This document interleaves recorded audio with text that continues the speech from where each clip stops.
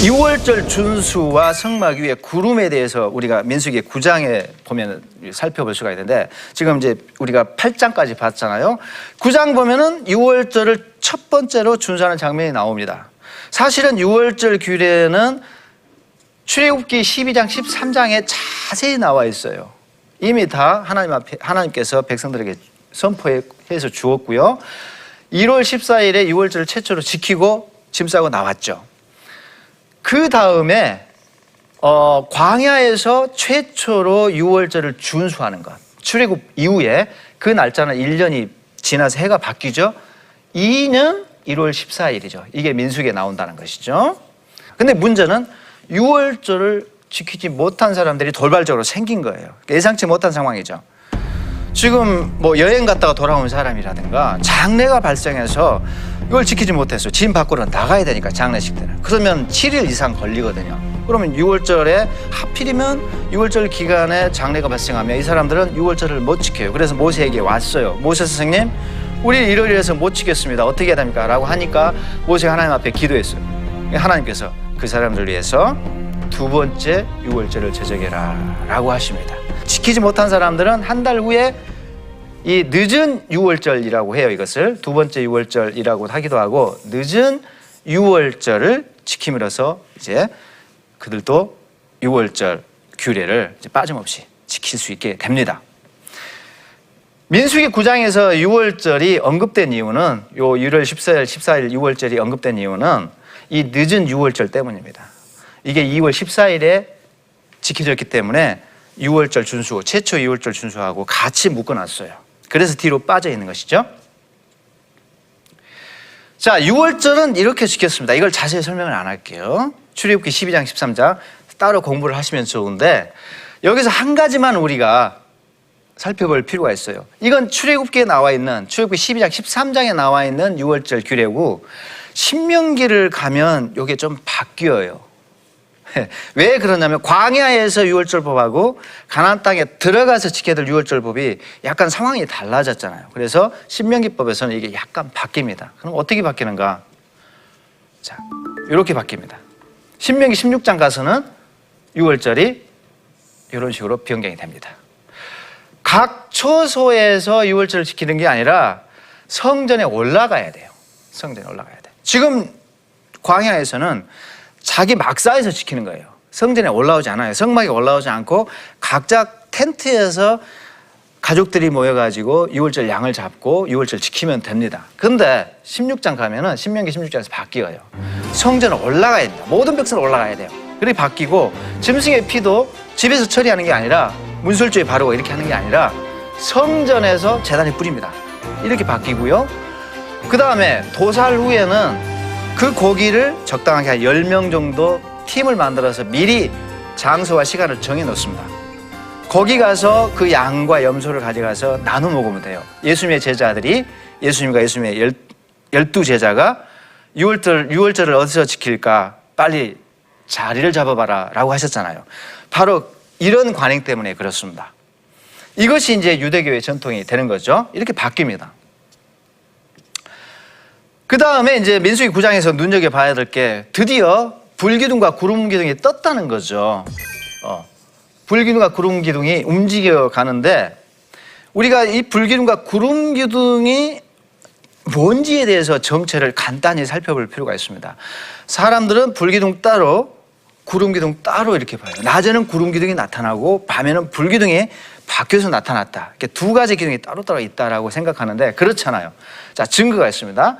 출애굽기 40장 38절을 보면은 이렇게 나와 있거든요. 낮에는 여호와 구름이 성막 위에 있는데 밤에는 불이 그 구름 가운데 있다. 무슨 말이죠? 불기둥과 구름기둥은 따로따로가 아니고 합체되어 있는 한 기둥이라는 것입니다. 그러니까 어떤 형식으로 있는가? 불기둥이 있고 그 다음에 구름기둥이 그를 감싸고 늘 그 자리에 있어요. 이게 구름기둥만 있고 딸랑 있고 불기둥만 달랑 있는 게 아니고, 구름기둥이 불기둥을 감싸고 있는 형태로 합체된 기둥으로 있다는 거죠. 정확하게는 그러니까 구름기둥입니다.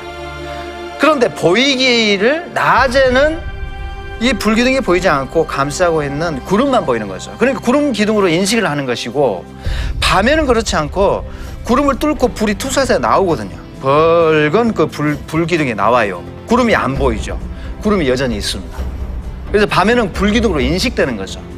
결국은 두 기둥이 아니라 한 기둥이라는 증거가, 명확한 증거가 여기 나와 있습니다. 근데 이 대표로 우리는 그걸 그냥 구름기둥 이렇게 말하죠. 대표로. 이 구름기둥은 하나님의 임재의 징표고요. 더 중요한 거는 하나님의 내비게이션이라는 거죠. 요 방향 표시를 해줘요. 여기에 구름이 움직이는 방향에 따라서 백성을 따라가야 돼요. 완벽하게 하나님의 내비게이션이죠. 그 다음에 중요한 거는 이제 드디어 10장 10절에서 이 하나님의 구름 기둥이 떴다라는 것입니다. 요게 출발 신호가 됩니다. 출발 신호가. 자, 그래서 구름의 이동과 더불어 백성들이 행진하는데, 행진하려면은 이제는 하나님께서 진영들을 이리저리 신호 체계를 따라서 효율성 있게 통솔하게 해서 쌍나팔을 제작하라고 그래요.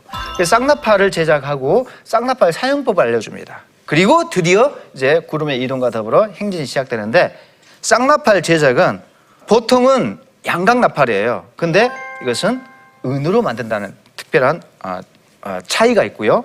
그 다음에 이것은 신호 체계로 사용된다는 거. 그래서 이 부는 방법에 따라서 이래라 저래라, 백성들 모여라, 흩어져라, 이게 다 다릅니다. 그래서 신호 체계로 사용되는데, 신호 체계가 이와 같이 진행된다는 것입니다. 자, 이걸 제가 자세하게 설명할 필요는 없는 것 같고요. 쌍나팔이니까 둘 다를 부를 때가 있고 하나만 부를 때가 있어요. 그것도 긴 소리, 짧은 소리 이렇게 다릅니다. 그래서 쌍나팔, 단나팔 두 개를 한꺼번에 부느냐, 하나만 부느냐, 길게 부느냐, 짧게 부느냐에 따라서 신호 체계가 다 다르고요. 히브리어가 다 달라요. 그래서 이 신호가 주는 의미가 여기 있습니다. 여기 있어요. 이거는 이제 자습하시면 될 것 같고요. 그래서 결국은 이제 구름이 떠오르고 광야 여행이 시작하는 장면이 10장에 나오는데, 요 날짜가 중요하죠. 이때 구름이 뜹니다. 드디어 떠올랐다. 구름이 움직인다는 것은 백성들이 출발해야 한다는 것이죠.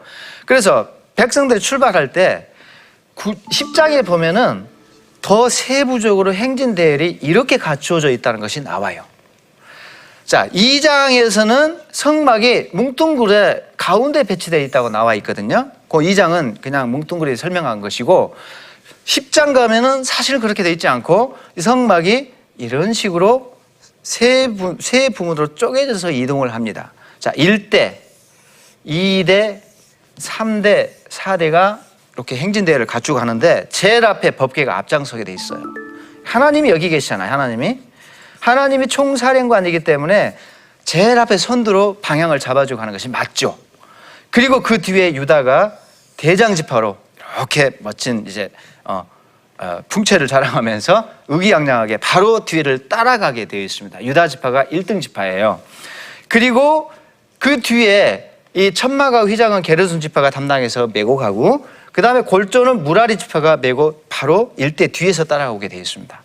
그리고 제일 중요한 성물, 요게 이제 예배 용품이잖아요. 요것은 고앗 자손들이 어깨에 메고 이제 이동을 하게 돼 있고, 이것은 이제 수레를 이용하죠. 수레로 소가 이제 끌도록 돼 있고요. 자, 이런 배치를 갖고 있다는 것이고, 여기서는 법궤가 제일 앞에 앞장선다는 것이 아주 중요하죠. 자, 10장 33절을 보시면은 3일길을 앞서갔다. 그러니까 이걸 헷갈려해요. 법궤가 아주 멀리 동떨어져서 갔다라고 혼동을 하시는 분들이 있는데, 그 이야기가 아니고 3일길을 갈 때 법궤가 앞서갔다는 것이에요. 3일길을 갈 때 법궤가 앞서갔다는 무슨 말이냐? 3일길은 먼 길을 말해요. 먼 길을 떠날 때 법궤가 앞서갔다는 것이지, 법궤가 3일길이나 먼저 앞서갔다는 뜻은 아니라는 것이죠. 하루길은 그때 당시 그 여행의 속도를 볼 때 학자들은 24km로 봅니다. 3일길은 통상 70km 정도 되죠. 그러니까 70km나 되는 먼 길을 떠날 때 법궤가 항상 제일 앞에 서 있었다라는 표현이라는 것이고요. 사실은 법궤는 진영에서요, 요 거리를 떠나면 안 됩니다. 요 2000규빗. 그게 어디 나오냐면은 요호사 3장 4절에 나와요. 그러니까 거리는 약 2000규빗 거리까지만 허용이 되고요. 그 넘어서 법규가 이탈하면 안 되게 되어 있습니다. 그러면 적용점을 간단히 살펴보도록 하겠습니다. 사인이 중요하죠. 사인. 하나님의 감독의 사인. 구름이 그 사인이고요. 첫 번째. 그 다음에 나팔소리가 사인입니다. 그 사인에 따라서 움직여야 돼요. 그러면 우리는 어떤 사인을 받고 있습니까? 하나님의 사인은 뭡니까? 오늘 저는 성경 말씀이라고 생각합니다. 말씀의 사인을 잘 받아야 되겠다는 것이고요. 그리고 나팔 소리를 따라서 백성들이 일사불란하게 통제가 되었거든요. 마찬가지로 교회도 그런 질서가 저는 필요하다고 생각합니다. 우리 교회도 그런 질서 속에서 움직였으면 좋겠다. 그리고 마지막에 이제 유월절을 적용하자면은 유월절을 해마다 지키는데 그 이유가 뭐냐면 내가 너희들 이집트 땅에서 빼냈지 않았냐. 그걸 잊어먹지 말라. 까먹지 말라는 거죠. 그래서 백성들은 늘 출애굽을 기억을 하도록 돼 있어요. 그래서 우리가 구원받은 백성이구나. 마찬가지로 우리도 어린 양이신 유월절 어린 양이신 예수님의 피와 살을 먹고 그분이 우리를 죄의 속박으로부터 해방시켜 줬구나. 끄집어 내주셨구나 라는 것을 반드시 기억을 해야 된다는 것이죠. 자, 오늘 이렇게 해서 5강 마쳤습니다. 광야 행진을 위한 준비 작업이었습니다. 다음 시간에는 제6강 바란 광야까지의 여정인데 불평의 여정이 계속 반복됩니다. 자, 그 과정을 제6강에서 살펴보도록 하겠습니다. 네, 감사합니다.